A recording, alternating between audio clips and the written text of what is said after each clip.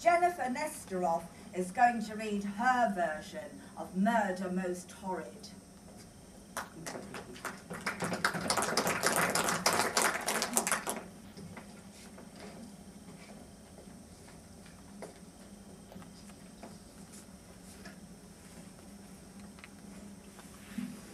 Love sitting out here in this little courtyard. They bring me out here nearly every day when the weather is fine. I can watch the small birds that come hopping around among the bushes growing along this high wall that surrounds the courtyard. The thing I like most, though, about being out here is the peace and quiet. No one grumbling or shouting or nagging at me to do something for them and then complaining that I haven't done it right. Oh, look! There's a robin perched on the top of the wall. Isn't he sweet? I like all animals. I liked my mother's cat, and I felt sorry about having to kill it. I had to do it, though, to pay her back. Mother had been beastly to me because I'd accidentally broken a bowl. She took away my portable radio to teach me not to be clumsy, so I decided to take away her beloved cat, to teach her how it felt, having things taken from you. I took a big kitchen knife and went to find the cat. It was sitting outside in the sunshine, just like I'm doing now. I stroked it for a bit, and then I plunged the knife straight through its back.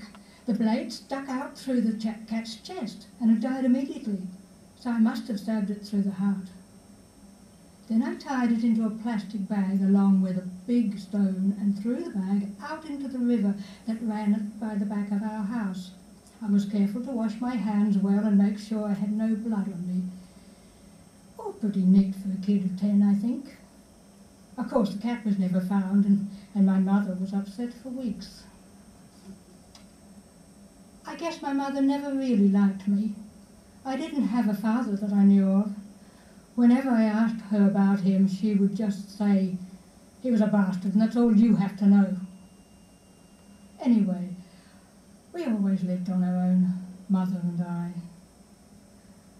We never went anywhere. I attended the local school for a few years, and then when I was 16, Mother said I should stay home and help look after the house and her.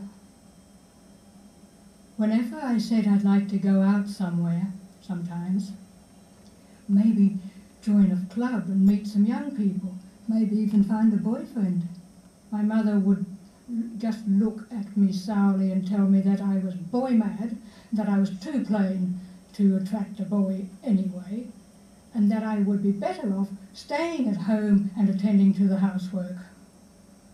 So we stayed at home, Mother and I.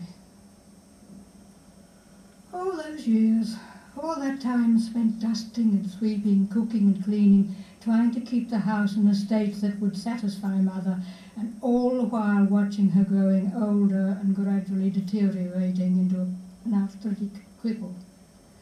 I tried to ignore her bitterness. I would play music and sing the latest popular songs to myself.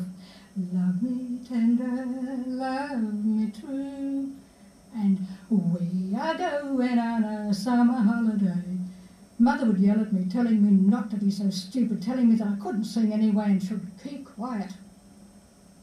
I would try to antagonize her further by singing louder. She loves you, yeah, yeah, yeah. And I'd dance too. Watching Top of the Pops on TV, I'd whirl around the room pretending that I was dancing with some good-looking boy. Then Mother would stamp over and turn off the TV. There was this one day when everything suddenly became different. I was cooking my mother's lunch. I fried steak for her, making sure it was done just the way she liked it, and I could hear her grumbling that she was hungry and for me to hurry up. When I brought the steak into her, she eyed it suspiciously and said it didn't look well done. This quite upset me. I'd cooked it so carefully. I went to walk back to the kitchen, but Mother shouted that I had forgotten to cut the steak up for her. "You stupid girl, you know I can't use my hands properly anymore." I came back and picked up the steak knife and fork. began to cut the meat up into little pieces, just the way she liked it. But all at once, there was blood everywhere. It was all over Mother, all over the table, and all over me. I couldn't understand it, but I kept on cutting the steak, cutting the steak, cutting the steak. Mother screamed and screamed, and then she was quiet. I saw her lying on the floor, covered in all that awful blood. I knew I had to get help, so I ran outside to the street.